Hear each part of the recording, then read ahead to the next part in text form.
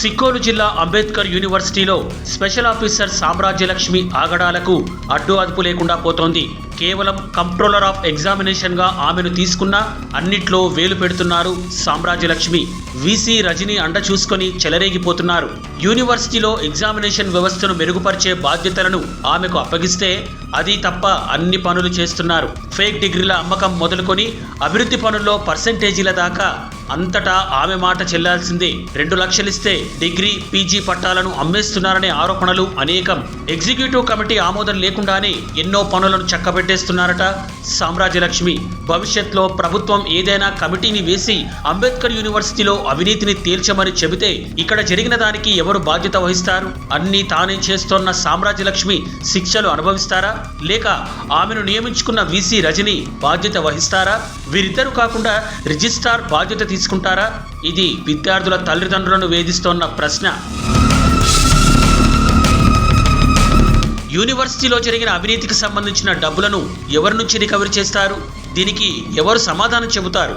VC Rajani తన స్వలాభం కోసం స్పెషల్ ఆఫీసర్ను నియమించుకొని కొత్త దందాకు తెరలేపారనే విమర్శలు వినిపిస్తున్నాయి. కాకపోతే ఆంధ్ర యూనివర్సిటీలో నాన్ టీచింగ్ స్టాఫ్గా ఉద్యోగం వెలగబెట్టిన సామ్రాజ్యలక్ష్మికి రిటైర్మెంట్ తర్వాత 1,20,000 జీతం ఇవ్వడం ఏంటి? ప్రభుత్వ సొమ్మంటే ఎవరికీ లెక్కలేదా?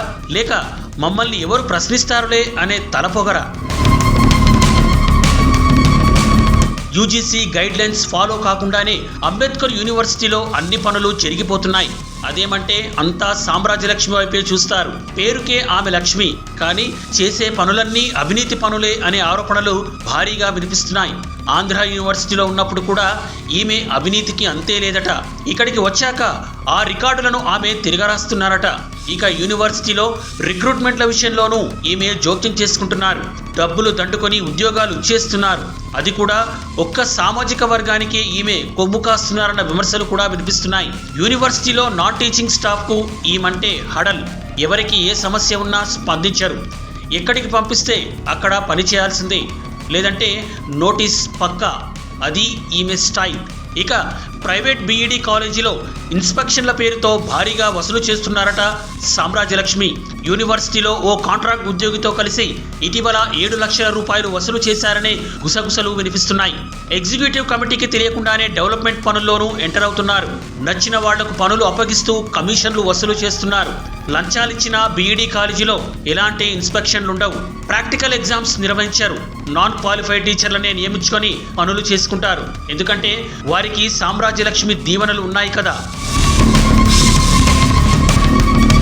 ఇక ఇంత జరుగుతుంటే వీసీ రజనీకి తెలియదా? ఎందుకు తెలియదు? తెలిసినా పట్టించుకోరంతే. ఎందుకంటే ఆమెను తీసుకొచ్చిందే వీసీ గారు కదా. ఇదే విషయాన్ని రజని వద్ద ప్రస్తావిస్తే ఆమె మహాప్రస్థానం ప్రతినిధిపై ఫైర్ అయ్యారు. ఇష్టం వచ్చింది రాసుకున్నట్టు బెదిరించారు. సామ్రాజ్యలక్ష్మి సామ్రాజ్యం ఎంతగా విస్తరించిందంటే యూనివర్సిటీ గెస్ట్ హౌస్ కూడా తాజాగా ఆమె ఆధీనంలోకి వెళ్ళింది. వాస్తవానికి ఇది వీసీ అండర్లో ఉండాలి, కానీ దాన్ని కూడా స్పెషల్ ఆఫీసర్కు దారాదత్తం చేశారు వీసీ. ఇప్పటికైనా సిక్కోలు అంబేద్కర్ యూనివర్సిటీలో జరుగుతోన్న అవినీతి అంతు తేల్చాలి. ఇందుకు ప్రభుత్వమే నడుం బిగించాలి, లేదంటే విద్యార్థుల జీవితాలు నాశనమవుతాయి.